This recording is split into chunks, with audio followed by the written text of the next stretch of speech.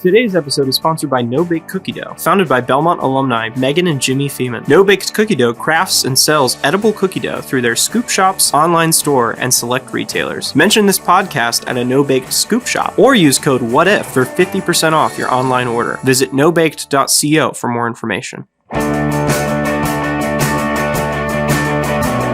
Welcome to the What If podcast. We're sharing an ever-growing collection of stories from the Belmont entrepreneur community to inspire you to start and keep going. I'm your host, Elizabeth Gortmaker. Here we go. Well, hey, Logan. It's so great to see you. Thanks for being on the podcast today. Hi. Thanks for having me. So you graduated Belmont about 6 or 7 years ago. Around that time, you were also launching Home, and now you've been doing this and growing this for about 5 or so years. But take us back to the beginning. Tell us kind of what was your what if moment that led you to pursuing this entrepreneurial dream of yours? Sure. So the what if moment, I think that's actually the first time I've heard somebody phrase it that way. So that's cool. Yeah, that's actually really, really in line with how it happened.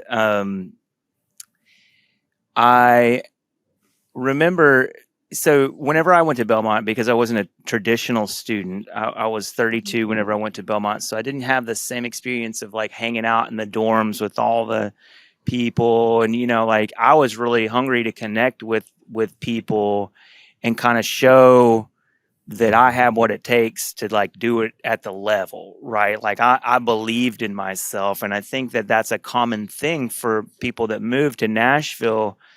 They were like a big fish in a small pond somewhere else. They were like the best musician in their town or the most ambitious entrepreneur in their town or something like that.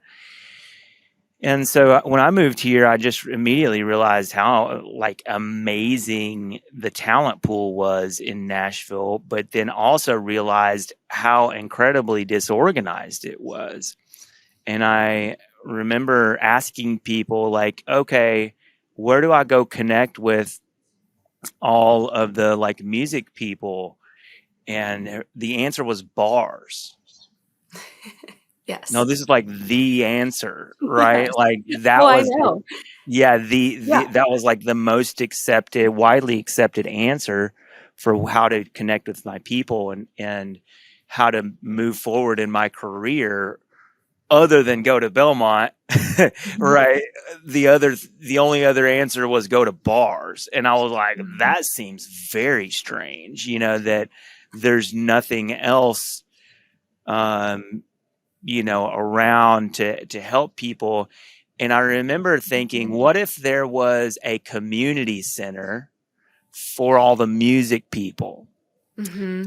I said, why does the city of Nashville not get behind a community center that's funded by the local government that is specifically there as this sort of welcome, like, let us help you figure out what's really going on in town. Who can you trust? Who to look out for? What's really happening? Get your finger on the pulse versus going, oh, let me hang out at bars for a couple years until I meet enough people to get plugged in or whatever that means, right? Right. It's like very fuzzy as far as what, we're just, you got to get plugged in, It's like, okay. How does in the music industry, it's all who you know. I mean, we say that anecdotally, but it's so true. In the music industry, it truly is. It's all about who you know. And so if you're a new person moving to town, you don't necessarily know anybody. How do you get to know them? How do you get plugged in? Yeah, you need that one space. It's all about the hang, right? Yeah. Go to the bars. So that was the what if moment for me was, what if there was this community center for all the music people? And that seems like a thing that should totally exist. And I'm a very community-minded person, very idealistic person too, in the sense of like I'm an entrepreneur and a capitalist, but I don't think that every challenge or every problem could be solved with capitalism, right? Like I think that there are better ways to approach certain issues, and so I started really thinking through what it might look like to have a community center for all the music people, and that didn't seem like something that was a straightforward like for-profit entity, right? And a little later, I stumbled on to NSAI, which is Nashville Songwriters Association International, for those who are listening and aren't familiar with that organization. Really neat organization that was started back, I believe, in the 60s by a group of songwriters, including Chris Christopherson and some really amazing, like, at that time, top of their game type songwriters. And their main objective at that point in time was to get their names credited on albums. So back then, the albums would come out and songwriters didn't get mentioned on them, just the artists. And they didn't think that was fair. And so they created a trade organization, a 501c6 type organization. It's a nonprofit. And the specific type of nonprofit is to bring together people with a common business interest and form kind of like a power structure where we're pooling resources, we're pooling connections, we're pooling, talents or whatever on behalf of our collective businesses, right? It's a business of businesses. They literally call it a business league is the technical name for it, according to the IRS, right? So long story short, I had this aha moment one day where I realized, like, wow, they started that back in the 60s. But now if you look at what NSAI is, it's this pipeline for incoming country music songwriters to directly plug in and almost just kind of like skip over a lot of the other processes that everybody has to do. You can immediately meet other people to write with. You can pitch your music to publishers. There's a huge community and network of people actually all around the world that are part of this that you can connect with. They have a space down on Music Row where you can actually get in their writers' rooms and write songs. If you're good enough, they can put you on rounds at like the Bluebird Cafe because they happen to own the Bluebird Cafe. And so I was like, what kind of business is this? Because that seems like how the organization I'm thinking of would operate, or the closest kind of model I could figure out to what I was thinking of. And so I really would like to give them credit too, as far as, like that, like they say, you stand on the shoulders of giants or whatever to see further than the average person. And so these were the giants. This organization had been around for so long that was started by literal like songwriting giants to accomplish a very specific thing. But what it turned into was this amazing pipeline development process specifically for country music songwriters. And so I was like, why isn't there a development pipeline like that?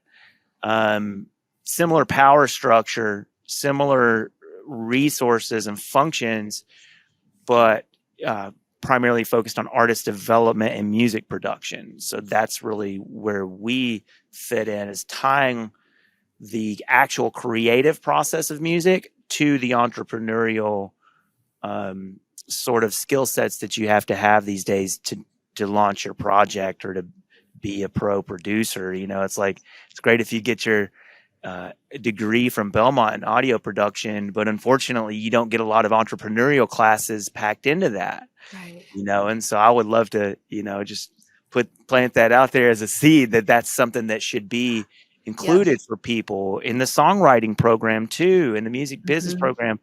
These people a lot of times aren't going to go get a job, right? They're going to go start a thing. They want to start their thing. Yeah. So they need entrepreneurial skills. Yeah. And so where we sit is in that we just bridge that gap basically for people between, okay, I'm like really great bedroom producer. I'm a really, like I've got some talent as an artist. And now it's like, okay, let's mash that together with business and just other people that might believe in you so that you can build a team, because that's ultimately what everybody needs. It's like, You can have the education, you can have the chops, you can have all that. You can even have the network, but if you don't know how to mobilize a team to work together and really be a part of that, then you won't. Chances are you're not going to accomplish what you really like, the level of what most people in their mind come out here to do, right? They like, oh, I want to be playing arenas, or I want to be, have millions of people listening to my music, and that happens, 99.99% of the time with a team. Yes. There may be some flukes out there, but those are, the exceptions to the rule, I think. So That's awesome. So tell me, it's so brilliant because it's so simple and it's like so right, basic, but it wasn't there. And it was, yeah. exactly. And you're like, It wasn't there. why doesn't this exist? So Mhm. explain to us your model. Like, how are you structured? How does this work? If someone wants to come get a membership, what does it entail? Yeah. So our model is, it starts with the online community. And so anybody anywhere can opt into being a part of this network and a part of the online community. And then we have just an insane amount. We have our own online platform, which again, we did create something custom to begin with, and we kind of outgrew it, and tech development started getting really expensive. So we adapted a different platform to like that's already like some infrastructure, and you can kind of build on top of it. And so we have, an amazing networking platform at it's homeformusic.app, but you sign up at homeformusic.org, and then you get access to this online community. And we're doing all these feedback sessions. We're doing music business workshops. We're doing opportunities for you to pitch your music to label A&Rs and publishers and all these different things. And that's the sort of top level, right? Mm-hmm. And then it splits off from there. If you want to go deeper and you feel like you're really like either already in the industry and you need the level of infrastructure that we have, then we point you towards an industry membership, and then we basically make you do an interview. And so we want to meet you, or somebody on the team's got to figure out who you are, what's your motive for trying to get a key to the facility, because that's how our thing works. Like, if you get an industry membership, we're going to give you a key. We're going to train you on the studios. You're going to have 24/7 access to. You can just pull out an app on your phone and book like a professional music studio. Use it for co-working access. We have mailboxes for your business. Mm-hmm. Basically treat it as if you had an office, but for a fraction of the price. And so we have different industry memberships set up. The cost ranges from about $85 a month for a producer up to about $200 a month for like what we call a pro member, who's really utilizing like the full co-working space and all of that. And then we have a team membership that's like $5,000 for a year, but you get 5 keys.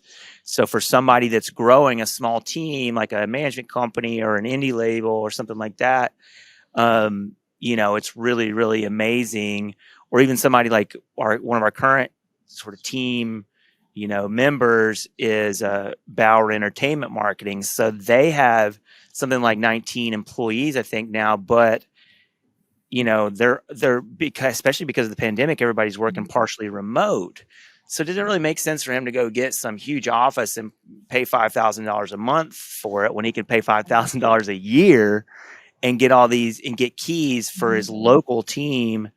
And then everybody else that's working remote, gets access to the online community. So it's just really cool way to like give you business infrastructure that you wouldn't normally get, plus put you around other entrepreneurs, other creatives that are really taking themselves seriously, producers who can really kind of show you the level of like how good you really have to be, how much you really actually have to know your craft to play at the level in Nashville. And then we have an artist development program as well that's by application, and starts at $65 a month, goes up to $200 a month, depending on what you need. But it costs $20 to apply, and then we basically pass your music off to all of our what we call verified producers, So the producers who have been working in our network for a while, and we know they're really, really professional, really good at what they do. And they're the ones that make the call on which artists get into the artist development program that we have. So, That's really cool. And even like your pricing, it's so competitive, even just with co-working spaces yeah. that basically give you a desk to bring your laptop, and you guys are providing so much more and definitely that industry niche that you guys have. So tell me a little bit about the name and how did you come up with the name? So I came up with the name. Well, first it started with somebody cluing me in on acronyms. So for some of the people who might be like trying to like think up a brand, like they have a business idea and they were trying to think of a brand, it's really important to think about what the acronyms are. Like if it's more than just a short word, like, there could be a business that's just called like Z or something like that. Like that's not really, you're not going to have an acronym. For something longer, like a longer, business name, there's going to, you're going to abbreviate it a lot. And so I started like using that. I remember one of the names I came up with, like the abbreviation for it would have been SS. And that's like from the Nazis or whatever, it's just like, don't want to do that. We'll avoid that. One of them was PP, which was, I like alliteration a lot. So I like to Yeah. use like repetitive syllables, but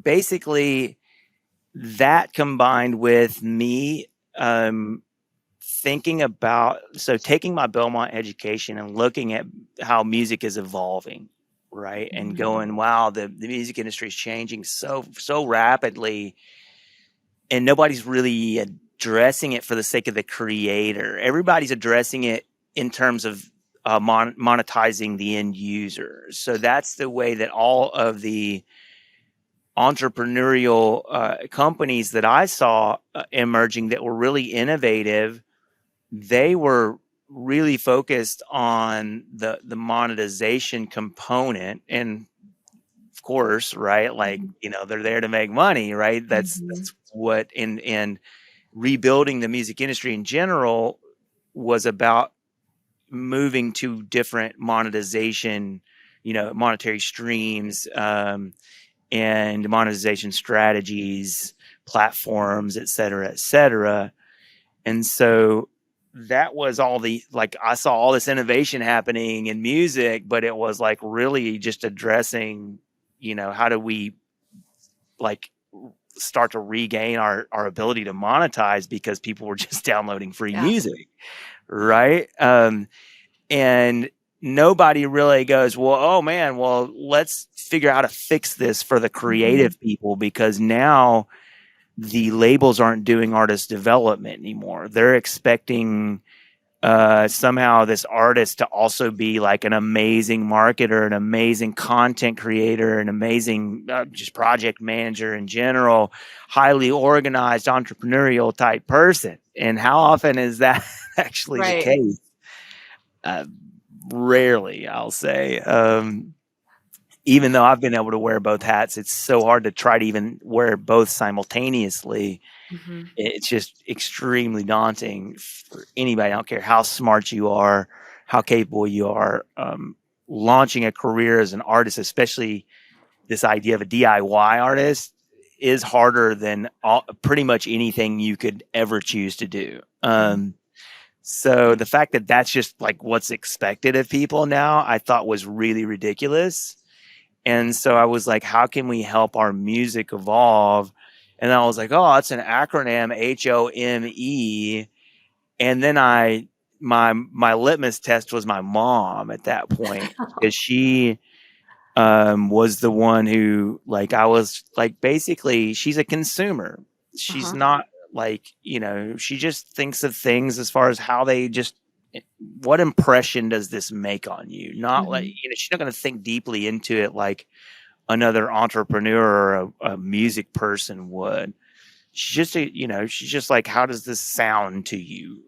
And she was like, that's it. For sure, 100%, that's it. Stop looking for any other name. Stop trying, stop Mhm. brainstorming. You got it. Yep. And I just took her advice and rolled with it. And then that's where I filed the paperwork. Like after that, I was like, okay, cool. Now I'm actually have an idea of what we're trying to do. So like when you're establishing a nonprofit, you have to have your bylaws, right? Which is kind of similar to like an operating agreement or something like that for a LLC, but you have to create bylaws and all of this. And so you have to basically know what you're going to do, how it's going to operate and all of that before you can actually establish the entity. And of course you need to know what it's going to be called.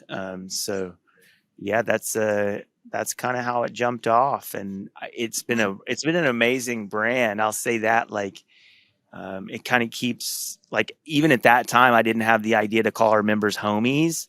That happened later, and I was like, oh man, I wish I could have claimed that was like packed into the original idea, but honestly, it wasn't. It was just like a lucky stroke. And then there's just been so many other sort of like fun plays off of that word. And it's extremely confusing for people because they'll be like on the phone in the co-working space, and then the people go like, where are you at? Oh, I'm at home. And then they'll start talking, no, not that home, I'm Not at that home, the home other for home. music, and Yeah. it always makes me crack a smile whenever that happens, just because it's like, That's really funny. yeah, Like, I'm at my second home. sticks out in people's minds, even though it's a little bit confusing. So it's like a double-edged sword brand wise, Yeah, no, I love the name because it has such a strong story behind it. It's like, I mean, everything you just said. I'd love to hear some stories about people that have come through home, any success stories of artists that really benefited from their membership and that were able to grow because of what you've built. Yeah, absolutely. So, like our most clear path to success is typically for the producers. So I came up with the idea as an artist and as like a concept for artists by artists. And I say that a lot. Like if you look at how we treated the space and how nice we made it and how like we really wanted to make you feel like, oh, I've got everything now. I'm empowered. So inadvertently, because I just knew that artists needed access to really dope recording facilities, I solved a bigger problem for producers than I did for artists, actually. Reason being is there is now something else. So before home, there was people's actual home, like where all the music's being made in Nashville these days is in people's houses, in bedrooms, in basements, in detached garages and stuff like that. And that's great. People were getting some amazing music made that way. And then the other side is like Blackbird, Ocean Way, or even a Berry Hill studio or something like that. That's still pretty. I mean, like if you don't have $500 for, at least, then you're probably not going to get, a half a day or a day in the studio. And that's like you couldn't ever even get in one for less than a half a day unless you were like really hooked up. And so you think about the upfront startup investment for a producer, right, that's trying to get in the game. So like a Belmont grad, let's say, they want to get in the game.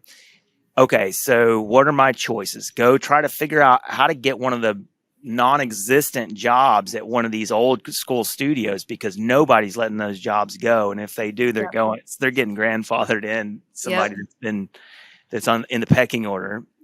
But thankfully Belmont can, help a tiny percentage of, those people get placed in studio jobs and then a bigger percentage in live jobs. But let's say you want to be a studio producer and you want to make records, which is where actually most of them are coming from, right? They end up settling for something different a lot of times, but their startup cost is going to be, okay, I've got to create a studio, and I've got to basically either take my apartment or a house that I'm renting and Yeah. like do acoustic treatment. Just that alone is thousands of dollars, right? Much less the gear, right? Much less, okay, where are my clients going to come from? What's my incoming client funnel look like? Hmm. How can I be at a higher professional level whenever, my newborn son's in the other room crying and I'm trying to record vocals in my closet, and this is what people are doing. Yes. And so I didn't even understand how big of a problem that really was, or that we were going to solve. But it's been an amazing thing for a lot of our producers who are at that level where they're just outgrowing their whole like house setup. Like, of course, you're going to use your house for most of your stuff because it's set up exactly the way you like it. Hmm. But they're getting bigger and bigger clients, and they need a cool commercial space. And so we immediately allow a lot of those guys to just step up their game, start charging more money for their services, have just higher levels of access, get more clients because they have an incoming funnel of talent of people joining the organization, joining the online community where they can tap in, not even just in Nashville, people all over the place now. And so it's like solved this huge problem for producers just to start a business and really treat it like a business and augment their own recording setup with like, 100 grand worth of gear at least, just like that, for a couple $100 or, it's like, that's insane. And it's never been a thing before. And it's not Hmm. ever existed as far as I can tell in any other place or time or anything. There are a couple similar organizations that have emerged since we started this, but this is kind of like the main one that's really, really focused on production to the level that we are, to the level like we built in live streaming components like in 2017 when we were building the facility, we built in like live streaming to the facility, and we Wow. started streaming in early 2018. And of course that gave our members a lot of leg up. So to get back to kind of the success stories, is one of the beauties of our model is that if you're a member and you come in and you learn to work the space and we see that you're good, we're going to start giving you work. Like whenever we have clients like Lee Bryce come in, or Sarah Evans, or Lainey Wilson, or Tyler Farr, or Fillmore, Curb Records, or, whoever it is that we're doing stuff for, who gets those calls? Who gets to work those sessions? It's our members. And so they get these credits, they get higher levels of clout, they get to work on better gear, work in better rooms, and they just get kind of fed leads and projects and paid clients and all kinds of stuff. And so those are our quickest and success stories that we could track, as like naming a few of our producers. One guy in particular, like Ian Osborne, moved out here from Dallas and joined home just I think a few weeks after he moved out here in late 2018, which was just a few months after we opened, and has just stuck with it and really built his brand in the community. And he's got so much work, he doesn't know what to do with it. And he's producing music for Sync. I got him connected personally, set him down and got him connected with a really great Sync rep who's really working a big chunk of his catalog really well and getting him paid some good money. And, that's a pretty quick success story in the grand scheme of things. Now, artists are a different thing. Even if, I can point to an artist actually that came out of Belmont. She signed up for Home before she ever started releasing music. Her name's Gray Ziegler. And now I believe she's got like a couple 100,000 monthly listeners, 200,000 or 300,000 TikTok followers. She's got a publishing deal. She's got a good management company. Actually, her management just moved to Red Light. She's got booking with UTA. So, I feel like we're a part of her story because she's done so much cool stuff here and recorded here and worked out of here. And, I've helped mentor her a little bit, but you know as well as I do that it takes a massive team of people to really move the needle. So if I was like, yeah, I just, I'm claiming that as like all us, then that just wouldn't really be authentic as much as we're a part of that story. And we're like basically this sort of nurturing environment for the artists. A lot of the stuff they get out of it is a little fuzzy for people to understand, but for lack of a better term, I call it leadership, where it's like you don't need to have this mindset that you're a part of somebody else's team. Mhm. You will have to be the leader of the team, and you have to select your team wisely, and you have to make sure that they're doing what they're supposed to be doing, and that they're prioritizing you along the way. Otherwise, you're not going to be set up for long-term success. You're going to be set more as like potentially a flash in the pan. Mhm.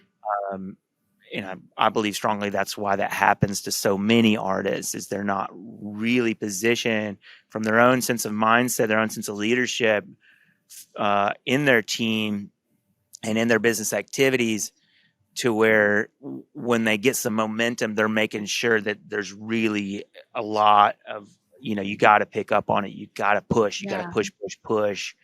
And then you got to keep basically recreating yourself and pushing your team to the next level with you as you personally step up to a higher level of artistry.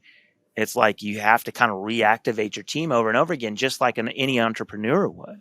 Mhm. You can't don't get the DIY mentality, because that's not actually how big things happen. Mhm. It happens by you not doing everything, but by you understanding well enough what's being done to where you can be a leader instead of just being a commodity, which I think a lot of times is what happens to artists. They get commoditized as a function of Yeah. somebody else's business instead of them creating their own businesses. So. Yeah, and I think that analogy you gave, I like that. I think that can translate too to kind of the entrepreneurial journey as well, of like what differentiates just another idea, a flash in the pan, versus someone who now, like yourself, 5 years down the road, you've built it and you continue to build it. And part of that is the team that you have around yourself. You're talking about artists specifically, but I'm thinking about you as an entrepreneur. Like, you're obviously not doing this by yourself. You're obviously surrounding yourself with people who are like high level thinkers and people who can execute like really great work. And I'd love to hear a little bit about like the structure of home, the team that you have, the group that you have working with you, and how that has grown over the last 5 years. Yeah, this is going to be a fun one, because it is very different than it began with. Again, this idea was like, okay, community center was like the first iteration of the idea. By the time we got open, I was adapting a lot of the gym model. Mm-hmm. Like this gym for creatives kind of thing, because as a visionary, let's say, because at that point I couldn't even quite call myself an entrepreneur as much as it was like a visionary. I was obsessed with this vision, and as a visionary, it's so much of it's about broadcasting your intention in a way that is clear and gives people this like light bulb, right? Where you go, okay, it's this for that. It's like Airbnb, but for recording studios, or it's like a YMCA, but for music creators, where they have all these different things. They got gyms, they got the swimming pool, they got the classes, they got the, like it's a healthy thing to be involved with, and it helps you, with that vertical of your life. And so I used that a lot in thinking through the business model, and basically adapting, the business model, and kind of trying to clarify the vision or make it a little more succinct. It's really easy, especially when you're launching like a new thing that nobody's ever heard of. It's super easy to just talk forever about it. It's really hard to bottle it up into one word. And so what I did learn at the beginning, and it was probably in January, February of 2018, when we were getting really close to being finished. I went to rewrite our mission statement, and I had a good friend that was like, okay, this, what you have to do here, kind of same thing that I was just saying, is like simplify, get rid of, like, start with your paragraph, turn that into like the shortest sentence that people could just remember if you told them. And so we came up with, what I was really, really trying to accomplish was a supportive community for artist development and music production, right? And that is our mission, to provide a supportive community for artist development and music production. And over time, what I've done is I've just shortened that to a 3-word thing that I try to get people to remember: artist development community, right? So where our model really, where the value of our model expands so much further than what could be offered in any other dynamic, is the fact that we develop artists as a community. So whereas a normal, let's say we just Googled artist development programs or boot camps today, like if we just Googled it right now, what would pop up and how much would that cost? You have things like Belmont, which is like the sort of highest level, like you really want to know the whole industry front to back as an artist, or be part of the performing, part of the commercial voice program or something like that, right? Okay, that's maybe like, let's take the high tier. And then you have all these weird things that are like artist development by some producer that like worked with some artist back in the 90s that you might have heard of, and it costs like $10,000 or $20,000 to have him tell you what's cool, and basically fill you with a lot of kind of hopes and dreams that you're probably not honestly ready for. And that's like the other option, basically. And so where we come in is you're getting opinions from everybody. You'll get my opinion. You'll get my feedback.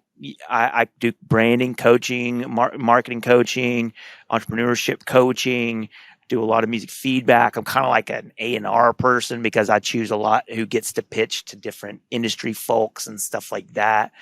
But you also get all this feedback from these different producers, from you see other artists that are like at your kind of same level, or maybe just a little bit ahead of you. You're going to all these feedback sessions. You're getting essentially, the hardest thing as really any business that's trying to launch on these to see yourself how your customer sees you. And so if you can really get around a lot of people that are going to hold up a mirror for you to where you're like, oh, because it's harder to not know where you're at than to know that you're at the beginning, right? It's harder to think that you're somewhat further along than you are than just to go, okay, this is where I'm at. I'm at the very beginning, but at least I can kind of see how to step up.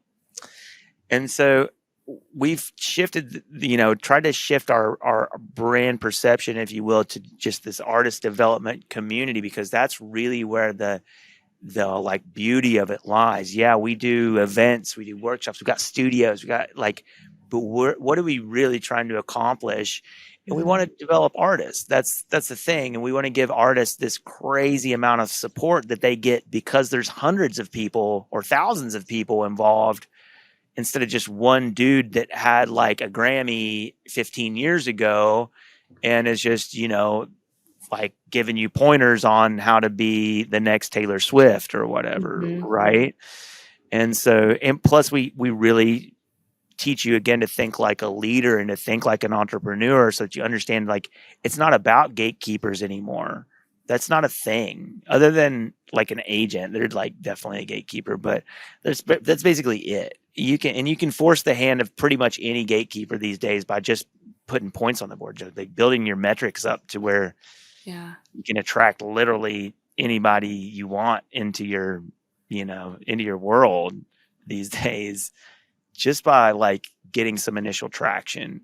So we just help people think like that, like, hey, I've got to build a small team first to get this initial traction, and then I got to roll that into a bigger team, basically attract the bigger industry players to the team, and then roll that into a long-term career for myself. So our business model has definitely shifted, and now we're very much thinking, one of the things the pandemic did for us was to help us think more remotely, to where instead of it being all about being here in the space and being connected in person, the sort of gym idea, it's really more about, setting those milestones for the development process, going deeper with the members, having more Zooms, having, all these live stream workshops, all these, a better tech platform, all these things to where you can develop with us whether or not you have a key now. It's like, it's great that we have the facility, but now it's become an afterthought. Whereas before it was very facility forward. It was like, look at all this. We've innovated this whole thing so much. Isn't that amazing? And then, of course, the pandemic was like, sure, that's amazing. And it's completely useless right now. Today's episode is sponsored by No Baked Cookie Dough. Founded in 2017 by Belmont alumni Megan and Jimmy Feeman, its mission is to make chef-driven and flavor-first snacks. No Baked Cookie Dough crafts and sells edible cookie dough through their scoop shops, online store, and select retailers through the Midwest and Southeast United States. Mention this podcast at a No Baked scoop shop or use code WHATIF for 50% off your online order. Visit nobaked.co for more information. Okay, so walk us back through the very beginning, 2017, when you finally opened your doors. Did you have just a rush of people coming? Were there any challenges or hiccups along the way? Was there ever a moment where you thought, is this really going to happen? And because it seems like today you've just got this amazing community, this blossoming community that's growing, and there's so much happening, but did it start out that way, or has it been a progress to get there? Yeah, it's certainly been a challenge. It's been a very expensive project. So the build out to put all this together, like if you were to come check it out, wow, y'all built all this out for this nonprofit thing. It's like, it almost doesn't even make sense the way that it came together. It's about $1.5 million to build out the space. Wow. Now Home didn't pay for all of that, right? Or I didn't necessarily pay for all that. The owner of Center 615 paid 1.2 of that, basically, because it's his building. It's the power of partnerships, right? The power of this kind of perfect timing thing to say, luck is when preparation meets opportunity. And so by the time I met Christian Pero, who owns Center 615, I had developed the brand and the concept, had the paperwork done, had built that first tech platform with Corey Seri from Belmont, showed that to him. I already had a small business loan lined up. It was only like $50,000, which wasn't even close to enough money to get it done. But it showed that I was prepared and I was serious about it. Mm-hmm. And so it got him to take it seriously and start working with his bankers, basically to kind of loosen up the over $1 million it was going to take to make it possible for us to even turn this into a studio. And so in the sense that was like a massive, if you have heard the term synchronicity. Yeah. It was a massive synchronicity that happened that set us up for a high level of success and allowed me to go get more money, because now this bigger entity was involved, and it just made everything way more serious. And what's crazy about that, for anybody listening that is raising money, or people always think, oh, if I could just get the money, if I could just get the money to do it, that's the hard thing. And it turns out that's not actually the hard thing at all. That's whenever all of a sudden you feel this weight come down on your shoulders and it goes boom. Now you have to do it. And if you don't do it, all these people are going to lose money on you. They're making a bet on you. And they're going to lose money because, I didn't have $250,000 to do it, right? We had to go borrow that money. And so it was this massive weight on my shoulders, but I was fortunate enough. Again, I was in my early 30s, Mm-hmm. didn't have a job. Well, I was like a waiter or whatever. I was like I was a creative. So I was like waiting tables part-time while I was going to Belmont. But once I graduated, I didn't have anything like holding me back. Mm-mm. I had a lot of business experience, and I knew the importance of team, knew the importance of surrounding myself with awesome people. But it didn't make it easy by any stretch of the imagination. And I would say, we'll touch on a couple specific like dark moments, but the secret sauce, if you want to to really go the distance, is that you're always preparing yourself for those moments, like through your own personal development practice, reading. I meditate. I do yoga, I work out, I do things that are stretching me and challenging me anyway. Mm-hmm. I like to learn new things. And so that's such an important thing, because you're going to hit so many challenges that if you're not willing to just drop everything and go learn, then you're probably going to fail. And so some of those moments for us where, it definitely seemed like we could fail were like the first winter. So so we opened April 2018. Okay. And that's when we officially started paying our rent. So all of a sudden my overhead expense was really high, to the tune at that time of like maybe $15,000 a month or something like Mm-hmm. that, which for a brand new entrepreneur is like good amount of money to make sure that you're making every month, or you're gonna fail. And as the first seasonal downturn that I experienced, where like how the music industry shuts down in the in the winter, well, it like really shut down for us. Where I think that first winter there was one month I think we brought in like $4,000 or something like that, and it was like, oh man, like, hopefully this picks back up in January, because we did have a big buzz at first, because we were doing something so different, Mm-hmm. and because I'm good at events and I'm good at partnerships, and so those were our kind of like key marketing drivers at the beginning. I didn't really know marketing. I was intuitive about promotions and how to get the word out. Yeah. And so I did tons of workshops. So we get a Grammy-winning songwriter to come to a workshop. Cool. Who shows up? A lot of artists.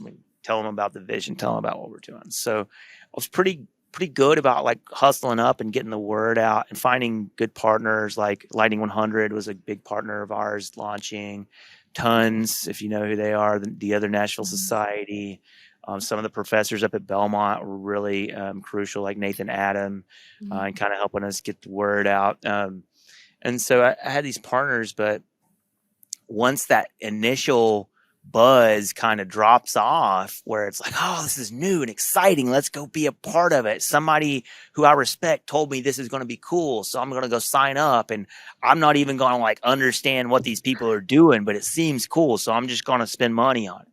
And we got so much of that it seemed like we're just going to keep going. Oh, here we go. We're going, it's just going to be easy. We're going to like fill up. We're going to go do one in, Austin, and then it's going to be off to the races. And that's not at all how it played out. It was like this bump, and then it was like this super dead winter. And then it did start picking back up the next year in January and February. Started really like growing month over month again. I was like, okay, good. Mm. And then you start hitting all these hurdles with primarily, marketing, sales, operations. Ours is operationally kind of crazy, where we're just going to like give you a key, and we're going to give you like this dope studio and an app to like book it whenever you want. It's getting call, like I was getting calls at midnight, people not like, Mhm. hey, I can't get the computer to work. I can't get, like I would have to literally like troubleshoot with FaceTime, at 2 a.m. and help somebody get their session Sure. back running and Not to stuff like that. mention the liability of all that too, Mhm. of securing all of your gear. Yeah. Yeah. So that was the first really dark moment. And then it was like by the end of 2019, we were like, oh yeah, we got this. We did experience the dip again, but it was like, man, we figured out a lot of these challenges and we kind of really built the buzz in 2019. It was like 2020's go time. We're going to crush it. Yeah. It's like for sure, we're going to turn 2 years old, like, man, we've made it or we're getting there. And of course, the tornadoes happened March Yeah. 3rd, and we're right here on Main Street in East Nashville. So it hit the west side of this building. We're on the east side of the building. So it's a big, really big building, a 50,000 square foot building. And so it didn't hit the side that we're on, but it really it messed up. It knocked the power out for 10 days. It flooded the part of the building, ripped up all the air conditioners off the top of the building, and exterior damage. Anyway, we were shut down for a while after that. And when we And came back, it put a big toll on the whole community too. Like Mhm. even though your part of the building wasn't demolished, like a lot of the neighborhood was. And so I feel Yeah, like after that, everything kind of shut down for a minute. it was terrible. Yeah. And then right after And then that is COVID. whenever, Trump declared the national state of emergency. Mhm. And then of course, nobody's coming in basically Yeah. after that. Man. And so that was really, really the point where I had this deep, deep fear that it was going to all fail. I made my calls to the bankers, made calls to the landlord, talked to as many of our members. I probably talked on the phone to like 60 or 70 members. Mm. Try put out all these videos to the members, paused our membership dues for 2 months while they were doing all the lockdowns. But after that, we like would have failed if we kept everybody's membership dues paused. So we had like 250 members pre-pandemic. And then it just, once we turned people's membership dues back on, we even told everybody, like, totally understand if you got to quit. We don't know if it's going to make it out of it, but we're just kind of letting go. And we go, hopefully it makes it, but we understand. And so we got as low as 120, but we had 120 members who kept paying their dues and rode with us and said, hey, this is an important thing. We don't want it to fail. And man, it was like this crazy shift happened where I had felt for so long like I was pushing something, just push, push, push, push. And it was all up to me to make this thing happen. And I was working 100 hours a week. And I was like, just doing that crazy entrepreneurial thing where you're just singular focus. And then all of a sudden I was like, wow, these 120 people, that's not quite enough to make it to pay the bills. But it was still very substantial in the sense that there was a real thing there, and these people aren't going to let it fail. That if we needed to ask them for more money, they would have given it to us. And thankfully we didn't. We got money from like the SBA and all of that, like everybody else did. And thankfully our landlord, shout out to Christian Para, who owns Center 615, was extremely generous in discounting our rent for several months. And just kind of everybody came together, and it gave me this sense like, wow, that's the power of community. Thankfully, I was really focused on community from day one, and on really pouring into people and treating each person like a real person, an important person, and not taking them for granted. And then it felt like, wow, they're holding me up and I can relax. Yeah. And I started getting some of my life back and getting some of my time back. And we did have to fire all of our people except for one person. So it was basically me and one other person that ran it until until late last year, until late 2021. We started adding a couple part-timers back. And then actually just yesterday, I hired another full-time person. So there's now 3 full-time people, 3 part-time people again. And then we mobilize our members to be like basically everything that we don't have to do at the executive level, Mm-hmm. our members do, and they get paid or either in credit, facility credits, or in cash. So if you see somebody working the front desk, that's a member. If you see somebody running tech for a session, that's a member. You see somebody supervising our events, that's a member. And so we really pour back into our members, and that's our model now, is to where it's really about how can we establish, instead of thinking how can we fill up a gym and then go build another gym, it's how can we really develop a true community that gets it and cares about what we're doing, and pour resources, opportunities, and money into those people, especially the ones that are showing the most talent or dedication to the mission. That they turn from paying their dues to then, okay, now you're making $1,000 a month off of the organization or something, right?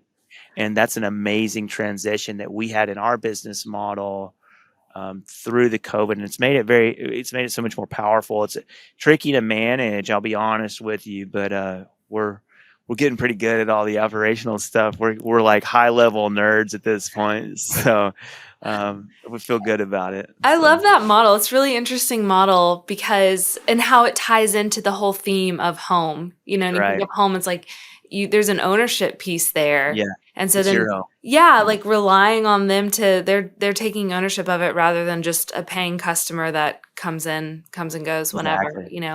I was thinking about something you said earlier that, one thing with this podcast that is just really resonating with so many of the stories that we're telling through this podcast is the theme of entrepreneurship with so many of these Belmont alums.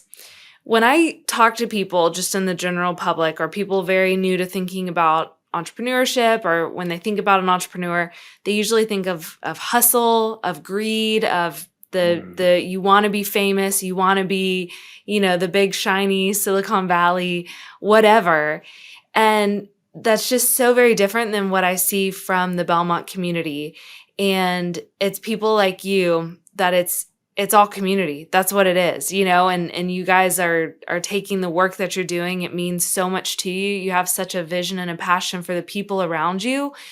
And it's almost like every story that we're telling, there comes a moment where you've been giving so much, but then those that you give to are given back to you, and that you get that support the other way around. I don't know. I just think that's really beautiful. Like a lot of these stories where it's truly at the end of the day is not about you making a certain amount of money or having the fame on you. I mean, home is all about creating a platform for other people to go succeed. What a cool thing. Yeah. Yeah. I love what you're doing. Thank you. Yeah, it's really important. I think a good takeaway for the entrepreneur people is like, I believe Ray Dalio said it the best, and it's like your two biggest threats as an entrepreneur are your ego and your blind spots. Mm-hmm. And so what you're speaking about is ego, and it's a slippery slope. Let me tell you. Thankfully, I had done a lot of, again, personal development type work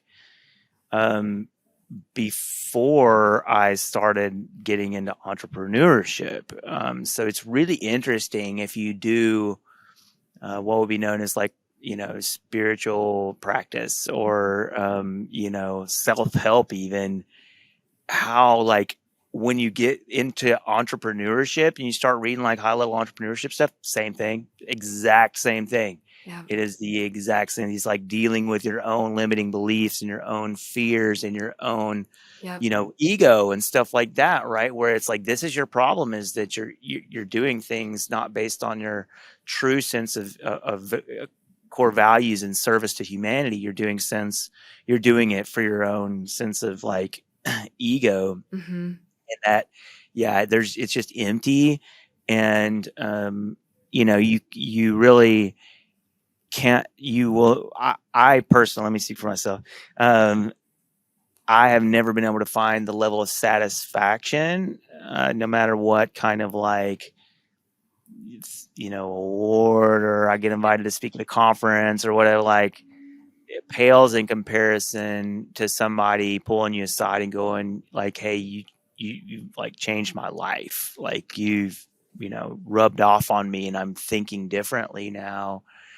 And so it's like, that's where you get this enormous sense of satisfaction. And then you feel that, for lack of a better term, that sense of purpose, where people talk about that you feel like you're serving your purpose every day.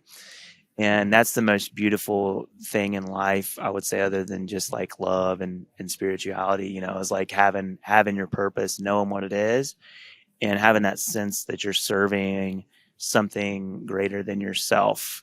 And ultimately that it transcends you. I think I'm finally getting to the point now where home transcends me. It's like I'll just be around here working and then somebody will point out, like there's somebody that's like visiting, or, oh, that's the founder over there. And they're like, really? Oh my, and it's like, it's so funny. I'm like, yeah, it's like, it just feels strange. Because, instead of me going like, hey, look at how much I'm capable of, this is going to work. Right. Which was the beginning. And to some degree, you have to do that at the beginning. You got to get buy-in. Tell the same thing to the artists, right? Like you got to get buy-in from the people around you that you're capable of actually doing what you say you're going to do. Yeah. And I was claiming to do something really big, and like literally I was like, this could revolutionize the music industry for creative people if it scales. And I still believe that 100%. And those are big words. Those are like, oh, you're going to just revolutionize the industry, huh? I'm like, well, yeah, that's kind of what I plan on doing. And, so it's like, it can come from a spot of ego, but, I was like really doing it from this sense of service because I had just done a lot of, like I said, spiritual work of like, hey, I want to serve something deeper. I want to find a way to give back. I want to find a way to I want to find my purpose, whatever that is. And so that's the way it played out for me. And I think that's a real thing. And I do know people that have achieved massive, like monetary success, let's say, or they've been able to successfully start a business, and then they're still not fulfilled. They're not happy. They're not, that it's not what they really going for. Mm-hmm. So that is dangerous, dangerous ground to tread on. So. What would you say to a younger entrepreneur who has an idea? Maybe it's a big idea like yours, and they're just starting out. What would be your advice? Strangely enough, I would say very specifically that if you don't have any kind of morning practice, that would be the first thing. Don't touch your phone when you wake up. Create a buffer between you and your vision and the world. The world is so loud now, right? Everything's so distracting. And because of that, everybody has this sort of like really short attention span. And so if you want to just kind of like get the same results everybody else gets out of life, just do the same things everybody else does.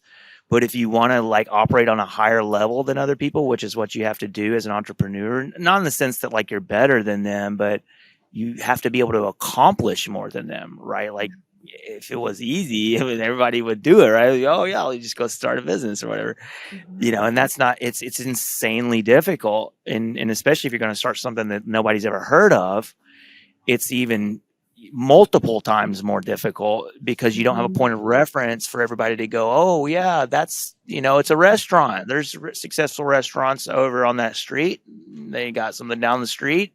As long as they put a good menu together and hire the right staff, should work, and that's not really how it is. A lot of times if somebody's got a vision that's never really been done before. So I give that vision, get the morning time, basically to get you pointed in the right direction. Dive deep into your why. Why do you want to do it? And keep asking yourself why. So if you come up with, okay, I want to do it because Nashville really needs a cool space like that for people to get together. Well, why does Nashville need a cool space like that for people to get together? Oh, well, because, the artists don't really know what they're doing a lot of times, and it's just very unorganized for them. Well, why is that important? And you can do this thing where you basically get down to your deepest reasons for actually caring about what you're doing. Yeah. And then that becomes your driving force, where it, like, no matter how hard it gets, you can get back on your why, as they say. And it kind of like gives you this buffer again, where it's like, doesn't matter, I'm going to do it. And it may seem crazy to everybody else, I'm still going to do it. And for me, that begins with having a strong morning practice, specifically like meditation, taking care of your body, your physical being, not getting on social media and starting to get wrapped up in your notifications and all that. Reading books, especially in the morning time while you're thinking about your vision. Read like high level business books by people that have gone before you. Again, standing on the shoulders of giants. Don't like go and make a bunch of foul ups that you could have like skipped if you just read this one book. So those are some good tips. And then one very specific book that I'll say, if you're doing something highly innovative and especially if it's kind of like technologically oriented, there's a book called Crossing the Chasm that is a really great book for entrepreneurs, that teaches you how to think about marketing innovative products, especially something that's never existed before, because you got to read the book. Basically, it would take me another hour to break down why that's so important, but blew my mind whenever I stumbled onto that book and how well it fit the paradigm of what I was going through with home, trying to get people to really adopt it as a new way of doing something versus going this like, oh, that's this cool innovative thing this dude's doing over here in East Nashville or whatever. Right. So Yeah, I always ask of a book recommendation because as you can see cool. behind me, I love books. I have a lot of books. Yeah. And for any student listening, I'm going to add a few copies of that to the bookshelf. If you want one, come grab one from me.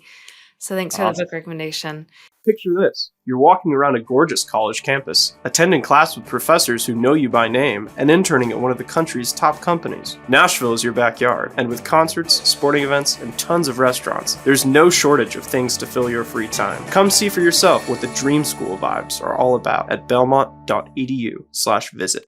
Logan, I'm so glad we got to talk. I feel like we could talk for 2 more hours. You have so much to say and like so much wisdom and just such an amazing story. But I know we're running out of time. Can we do some rapid fire questions?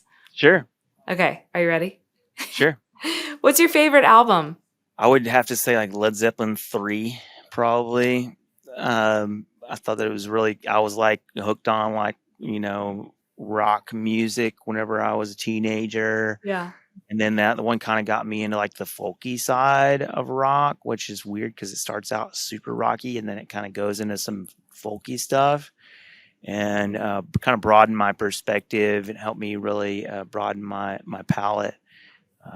But yeah, that was like the first one that popped into my mind as far as like albums like that I, think are just great. Yeah. Masterpieces. So. I saw Robert Plant at Bongo Java years ago.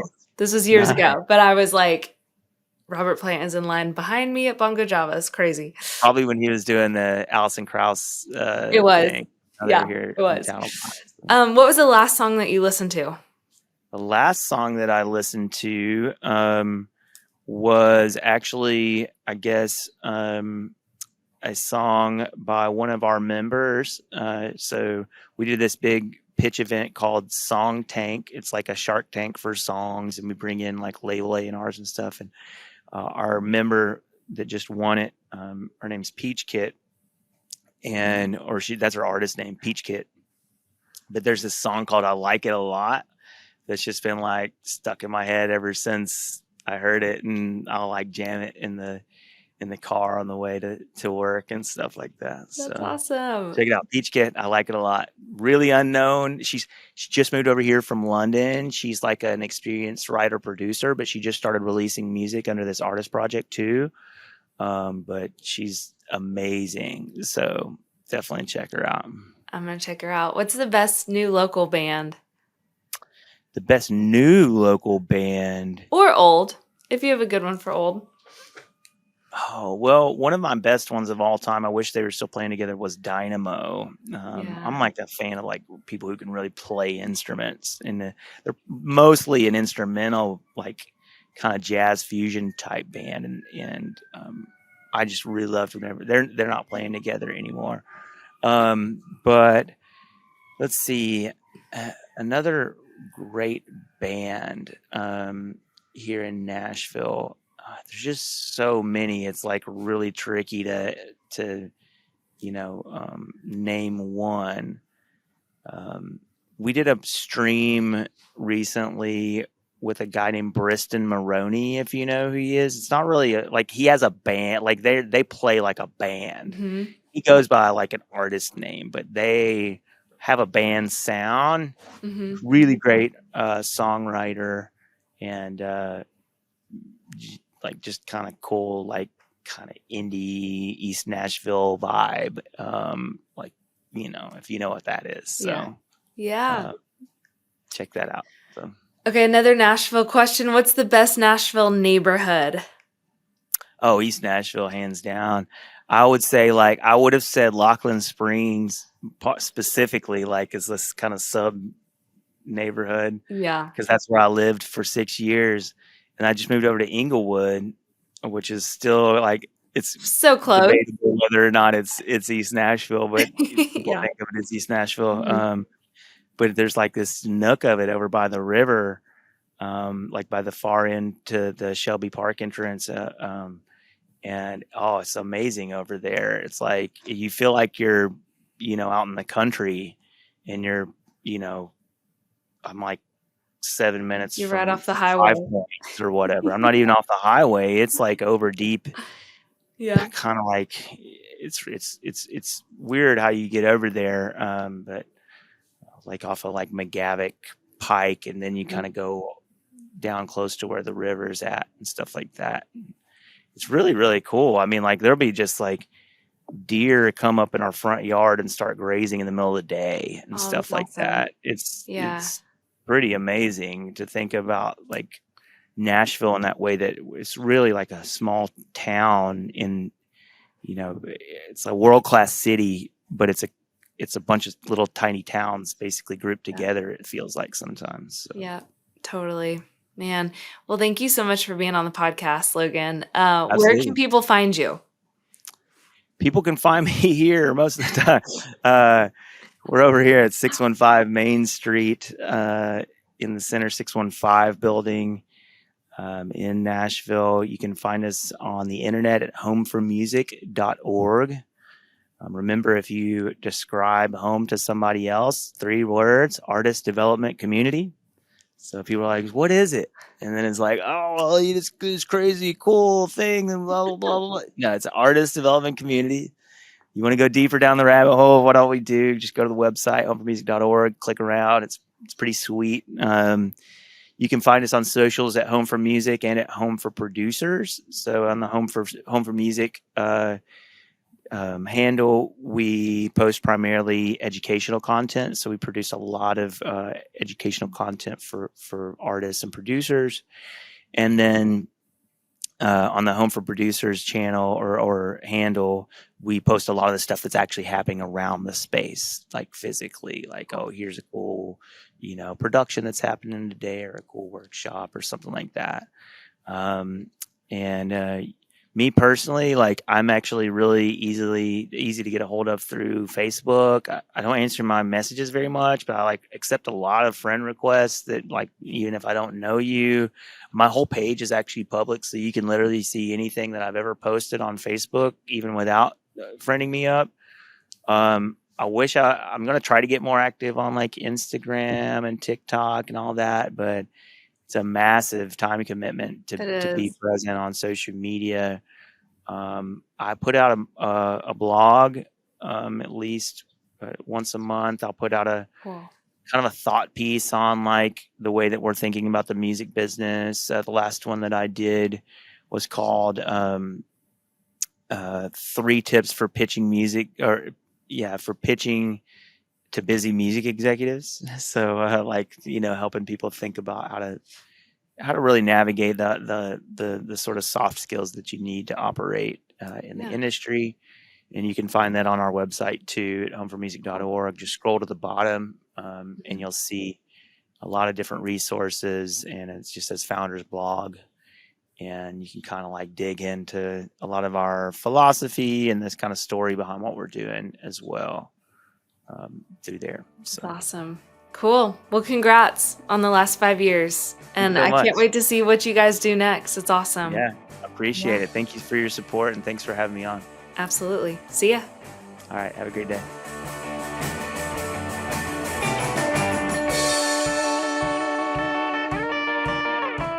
Thanks for listening. What If is produced by Old Soul. For links and show notes, please visit belmontetp.com/whatif. Until next time, keep asking what if.